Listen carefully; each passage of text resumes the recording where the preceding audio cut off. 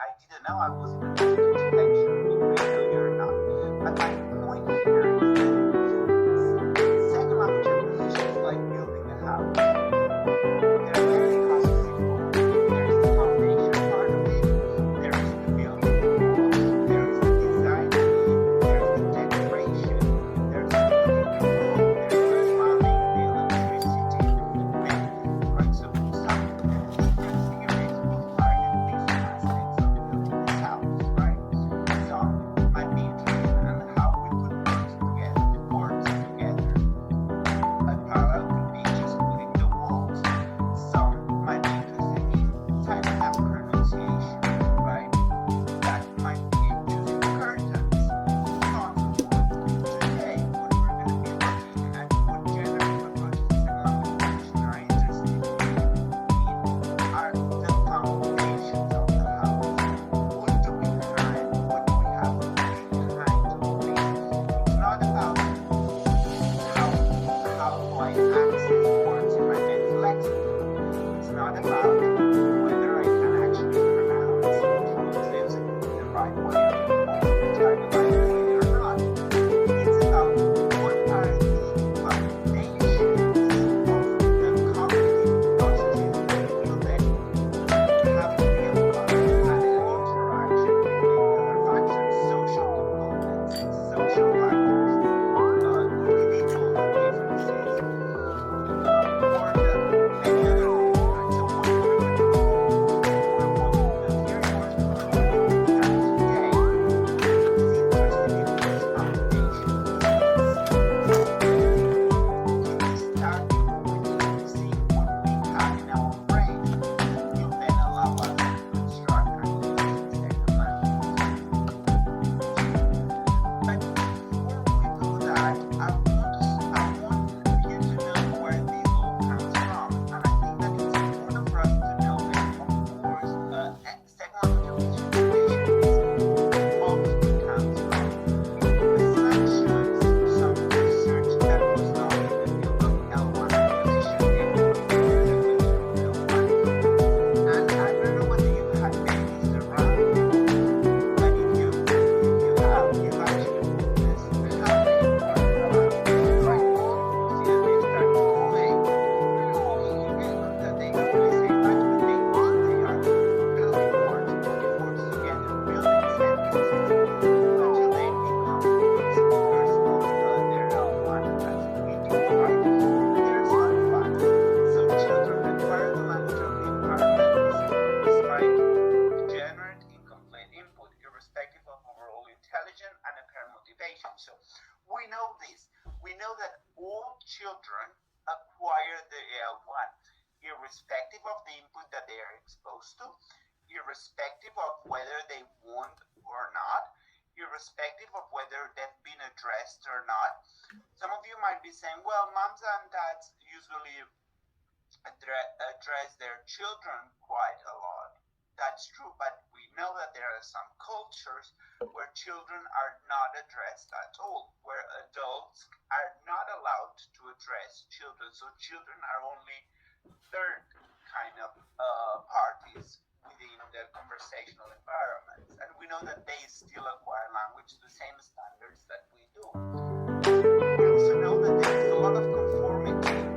I mean, think about your L1 and your colleagues or your friends in your home country, your English in your environment, right? We all speak our L1 very well, and no one will deny that.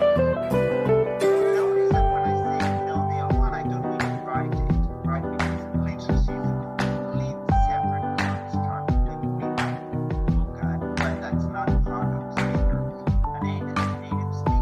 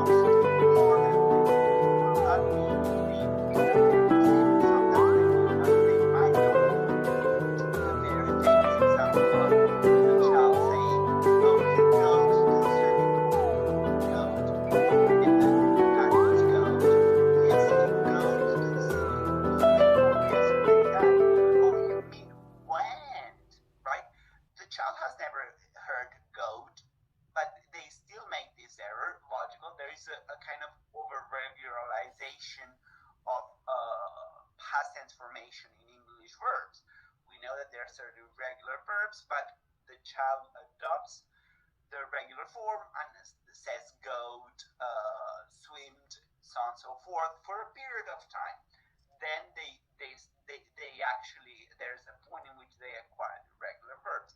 But we know that they've never heard these ever, and they still make them. We know children learn quickly, but not so fast. Something might be, oh well, I mean, they start to learn quite quickly, and I mean, think about the amount of hours, and we discussed it the other day, the amount of hours that they spend in their homework. It's a crazy amount of hours, especially so if they're into second language acquisition. Remember the quick and dirty calculation we did the other day? Amount of hours that you're exposed to second language in an instruction setting, high school thing, 1 year, 2 hours a week, for 34 hours, 34 weeks, versus 8 hours a day times 365 days. So sure, they work quickly, but not so fast. In this course, you'll soon maybe this approach to it. I mean, it might be technically relevant, but it is true that it has the other research and that there has to be some sort of innate cognitive processes underlying it to show them whether they're doing. That might be from language acquisition. But the question is not whether language acquisition is a byproduct of biology, because we know, as we say, that only humans have language, even though we discuss about other communication in the teens, the mammalian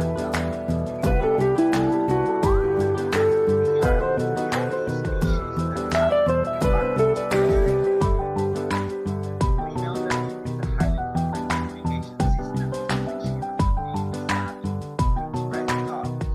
It is important that we're going to be saying that it is not to express thought. Why? Because it's not just a system that allows us to tell you where food is, like bees. The bees have a system that allows them to say what the bee is moving the way in that direction.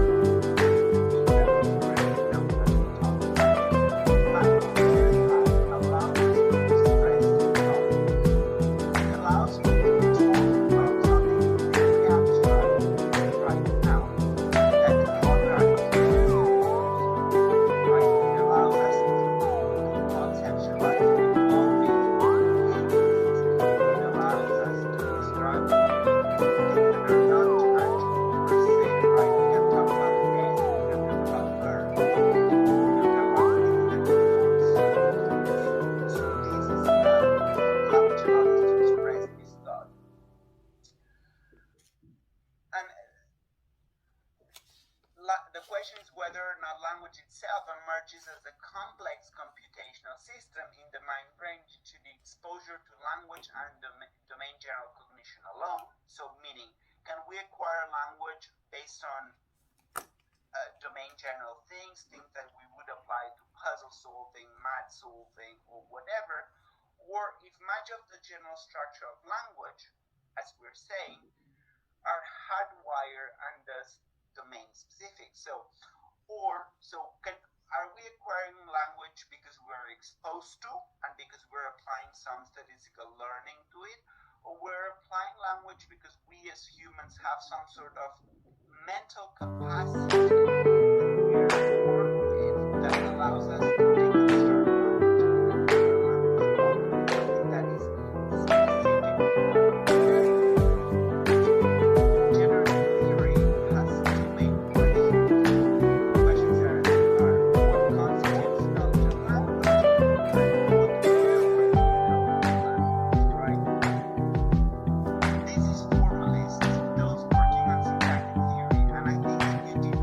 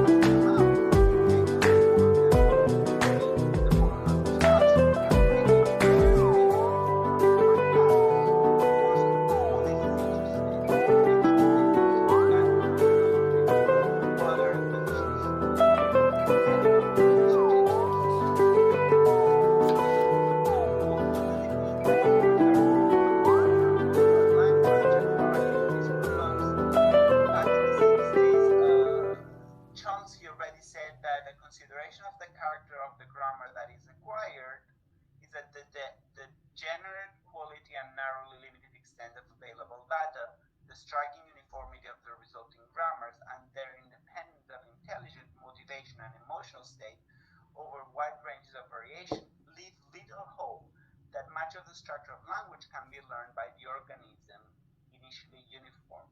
So it is general character. The idea here is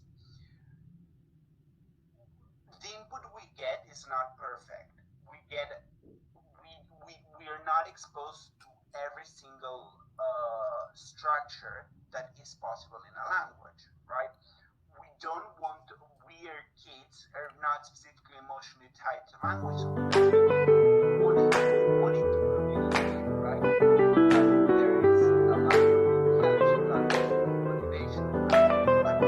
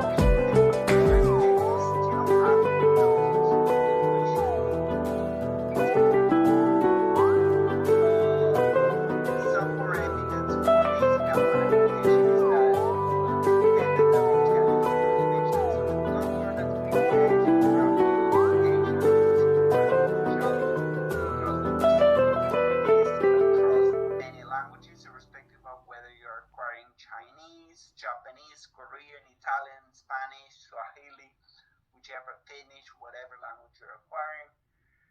Then there is the logical problem of language acquisition, and we'll talk a bit more about this now, which is the poverty of stimulus. The idea is that the stimuli that you're exposed to is not consistent, is not perfect, it's not complete in a way.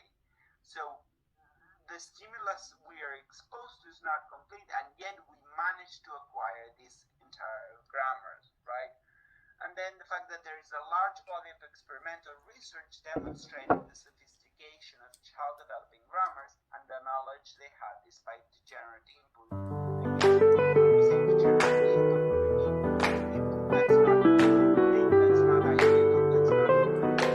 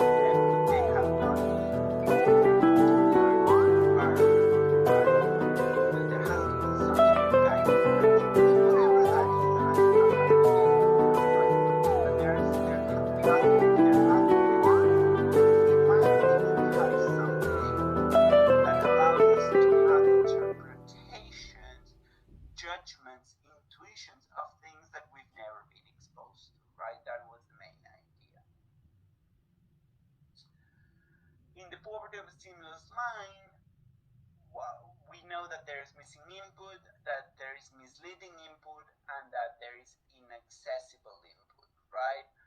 So, and here you've got some examples. In terms of missing input, we've got a finite number of sentences, short, simple sentences, little information about grammaticality. We're never really told what's ungrammatical or not. In terms of misleading input, we native speakers make errors occasionally in our native languages, right? Because either we might be tired, tips of the tongue, words that we didn't know, non-standard things, perhaps. And we've got inaccessible information, things where even though that those might be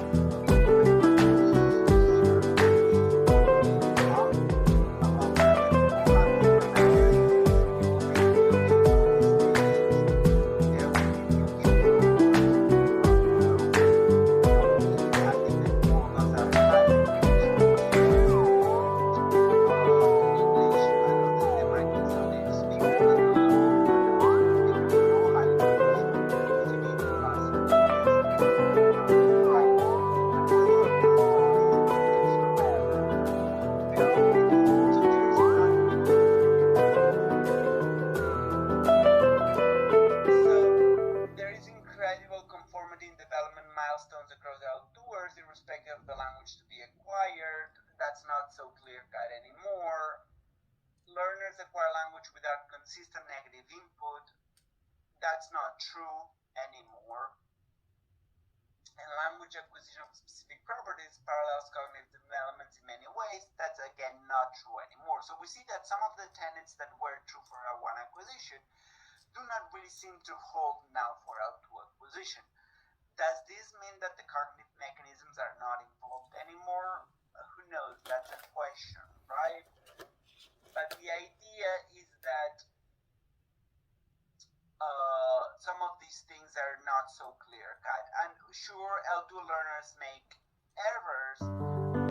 Sometimes errors we non-native speakers make are not so logical. They are very regular on pattern. But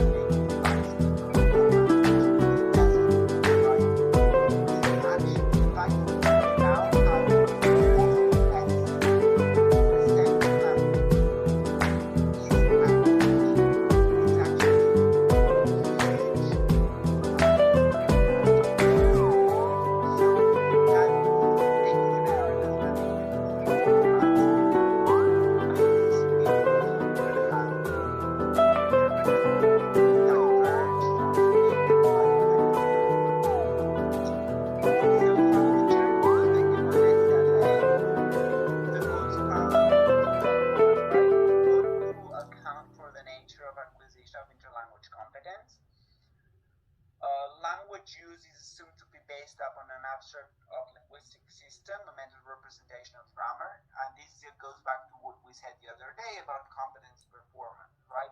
So performance is based on actually the competence that you have. And contrary to L1 acquisition, in L2 acquisition, the learner does not start with tabula rasa. L1 knowledge plays a very important role here. So generative SLA does not mean it is a theory that explains everything. It's not, by no means. It is a paradigm, and many other theories or hypotheses are framed within such paradigm, right?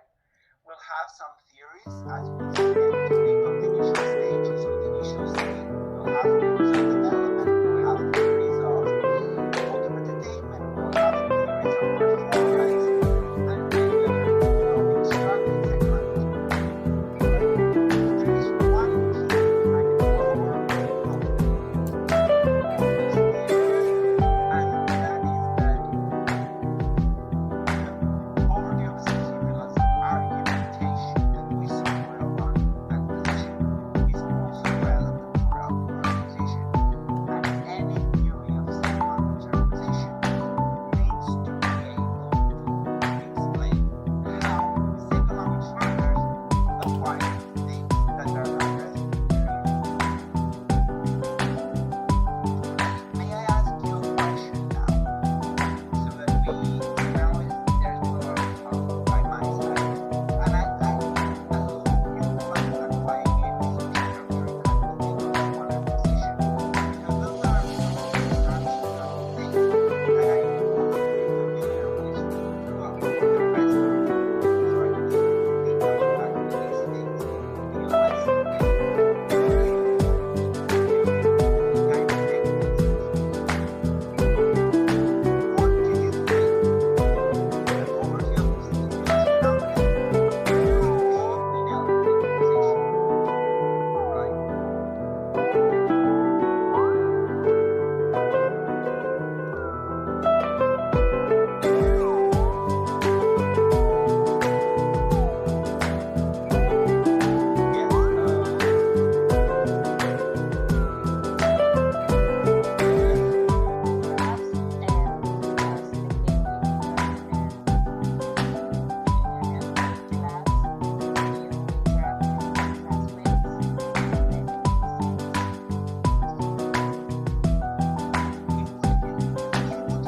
less accurate in L2 acquisition, right? Because especially because we know that due to the nature of the language classroom, there is a lot of real-world interaction, which is not necessarily bad, right? Because we want to be able to learn all of the other ends and interactions that are important.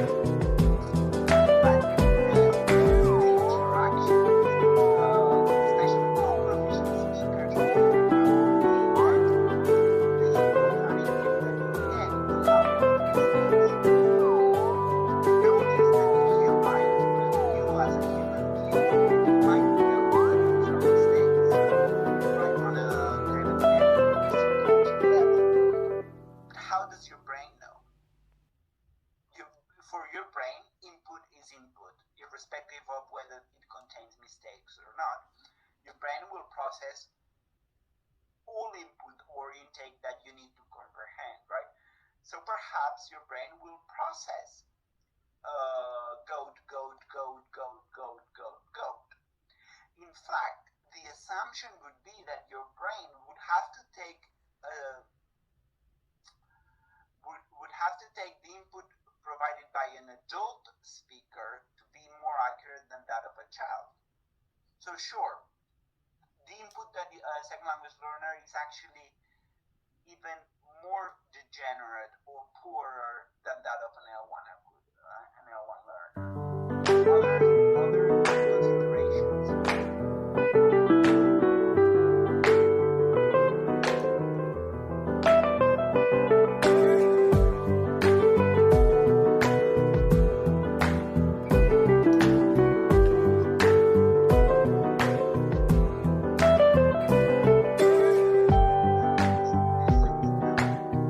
Think about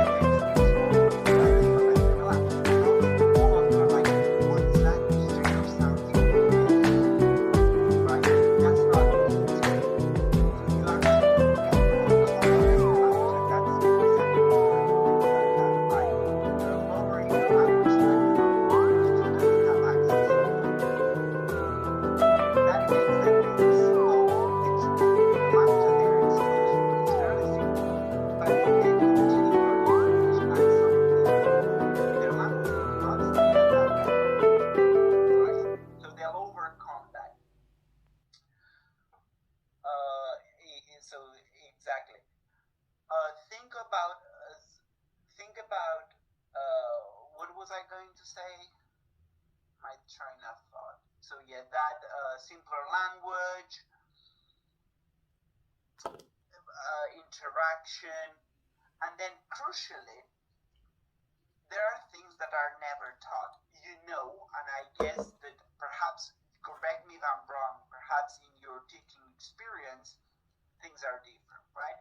But in my teaching experience, currently, you've got X amount of hours to cover whatever content, right? You cannot teach every single thing related to language, right?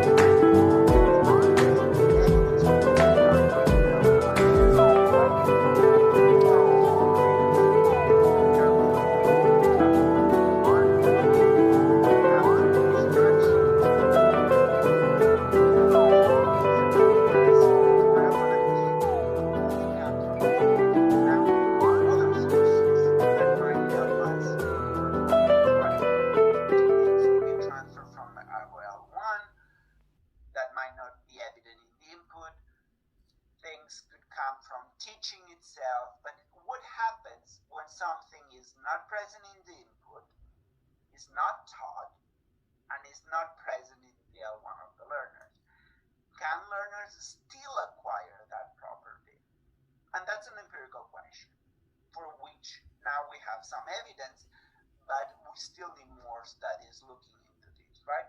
There is some evidence from Montrose-Slovakova on L2 Spanish, Unsworth on L2 Dutch, Dekitz-Potter on L2 English, Rodman and Iverson on L2 Spanish, and Martin on L2 Japanese.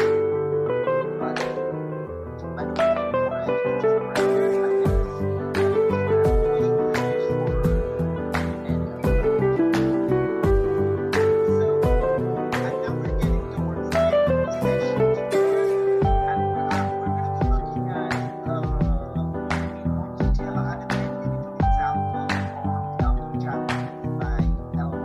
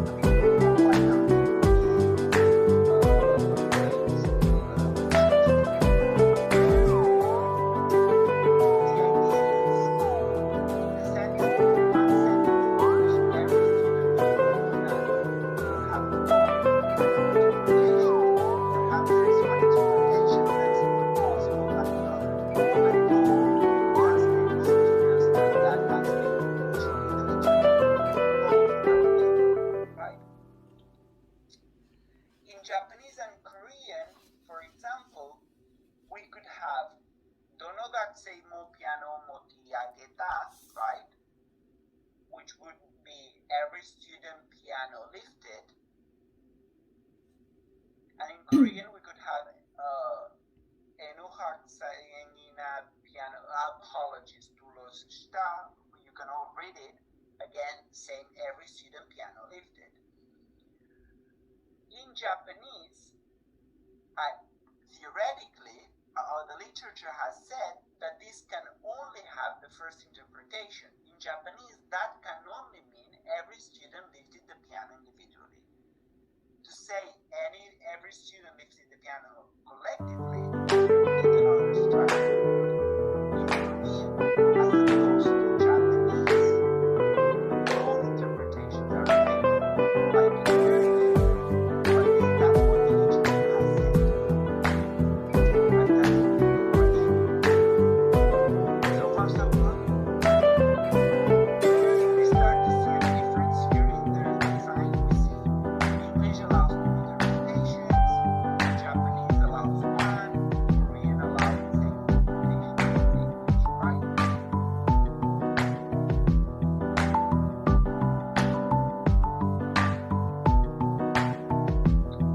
So the question is, how do L1 English, L2 learn of Japanese acquire, right? Content.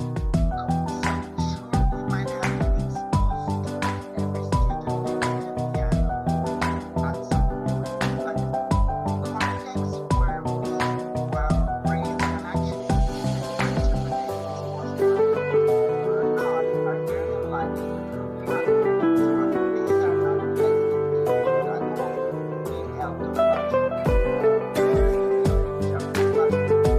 Actually, it says you're a native speaker of Japanese, right? Yep. Have you ever taught Japanese as a second language? Is Japanese a second language now? Do you think that this is a property that would be taught in a classroom? Should be included language like the other communications between world languages. Exactly, even at the very advanced level. Sure, there might be one teacher who's trained in linguistics that might be able to teach that, but it's not essential for Japanese or Japanese advanced level. Certainly, when I took Japanese, that was not taught. So it's not taught. Let's say at school, there might be potential teacher who does, but it's not available in English. There cannot be L1 transfer. Know that for L1 Korean, L2 of Japanese, it's actually transfer to L1. So the idea is that I could test the Japanese speakers of L1 English and L1 Korean, right? So she can sentences like "Arigato," "someone," every time strong, right? And she said whether this sentence would be compatible with picture 1, where there is every person stroke all the cats, or whether there would be every single person stroke a different cat. The idea is that Korean speakers were predicted to be accurate in both interpretations due to L1 transfer. Low proficient speakers of Japanese, L1 English, were predicted to accept both interpretations because English allows both.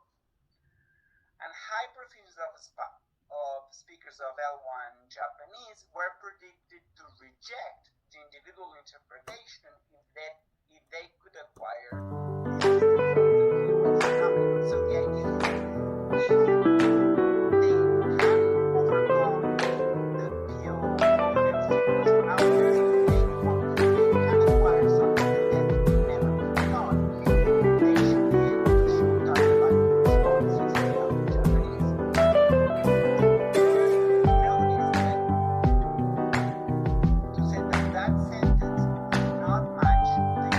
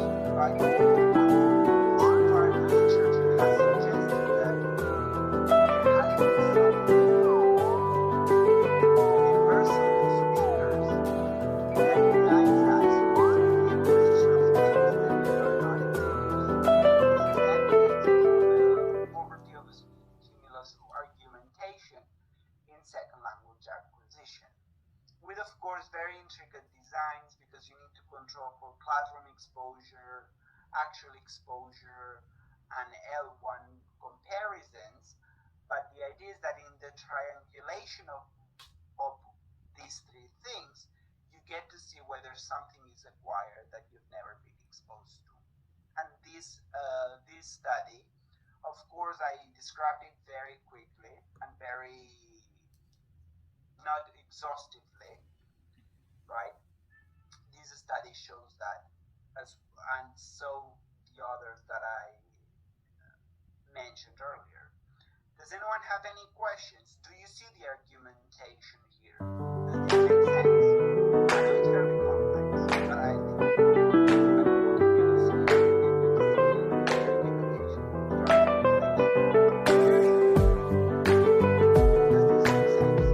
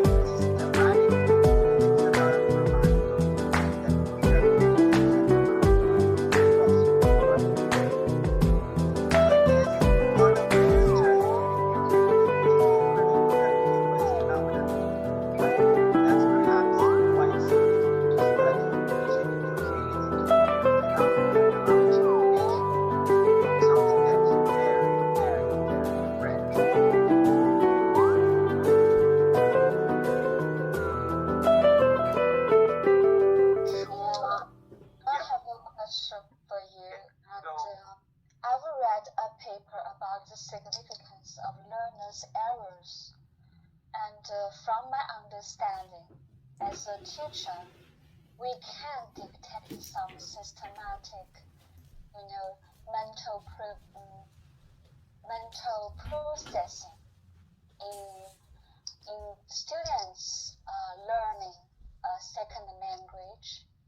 And so I think, do you think learners' errors are also kind of, like you said, poverty of stimulus, and it also need us attention, special attention when we are teaching this language or student teaching English? Because I think we can summarize something. There certainly, I agree with you that I think that there's a lot of things saying that there are some systematic errors, especially so when you so teaching context might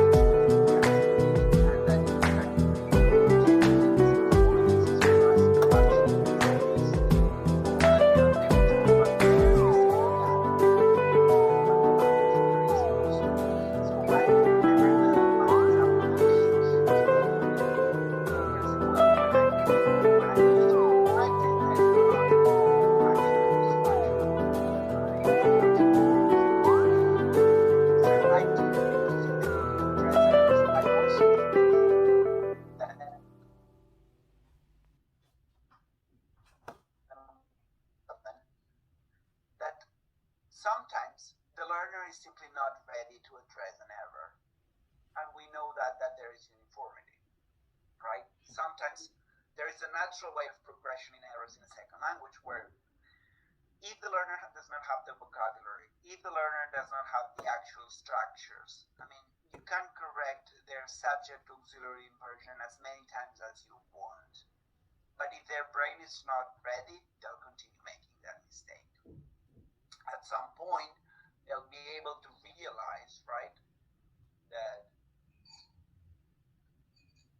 and the more advanced you get, errors get slightly